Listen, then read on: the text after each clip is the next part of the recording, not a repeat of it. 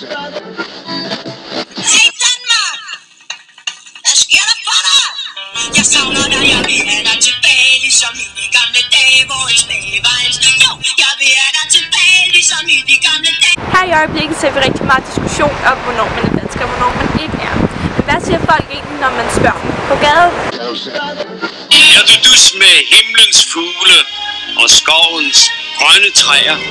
Forstår du alle hjerter, der banker her og der? Kan du smile til en kronhjort og vinke til en stær? Så har du fundet ud af noget, som er meget værd. En rød kælk, en guldsmed, en bly for glem mig ej.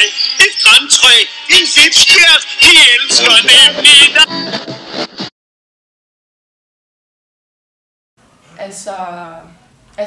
Altså sådan som os, eller? Bare sådan i et helt. Det ved jeg faktisk ikke. At hvis man har dansk pas, synes jeg. Eller hvis man er opvokset. Nej, men jeg føler, hvis for eksempel man er opvokset i Danmark, så tror jeg, man er sådan dansk. Hvis nogen som os, for eksempel, jeg føler, jeg er dansk i hvert fald, fordi jeg er født opvokset her. Og min familie er født opvokset her, og jeg har dansk pas, og jeg integrerer mig meget i det danske samfund, så føler jeg mig dansk. Er I andre enige? Ja. Og også en følelse af dansk. Også fordi det er jo...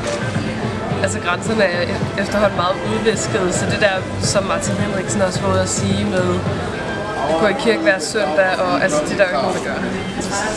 Ja, jeg tror, det handler meget om at føle sig dansk. Og så tror jeg, at sproget betyder meget. Altså det er en lidt stor barriere, hvis man ikke kan snakke sproget. Jeg tror, at vi diskuterer det alt for meget, hvad det vil sige at være dansk. Jeg synes egentlig ikke, det er så vigtigt. Ja, fordi altså netop når man sætter, altså når man kommer sådan etiketter på, hvad er det at være dansk, så kommer der jo netop den der adskillelse af os og dem hele tiden. Ja, så opstår der også en polarisering, som jeg også tror, altså gør det endnu sværere for folk ligesom at føle, det er de danskere. Ja, lige pludselig er det bare sådan en mærkelig ramme, man skal... Når man er dansk statsborgerskab. Ja, jeg synes, man er dansk, når man bor i Danmark. Okay. Så man skal bare bo i Danmark? Yes. Ja, cirka. Okay.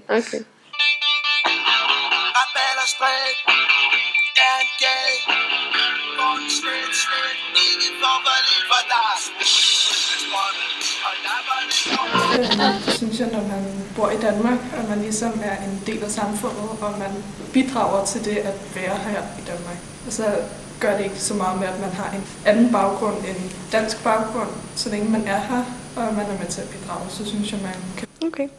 Tak, det var det. Yes.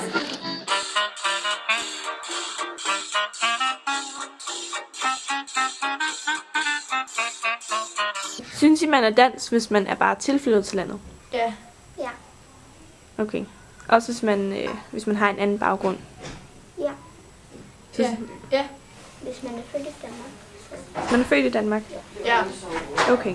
Hvis man for eksempel kommer fra Tyrkiet og er flyttet til Danmark, men man ikke er født og opvokset her, synes I så stadig, man er dansker?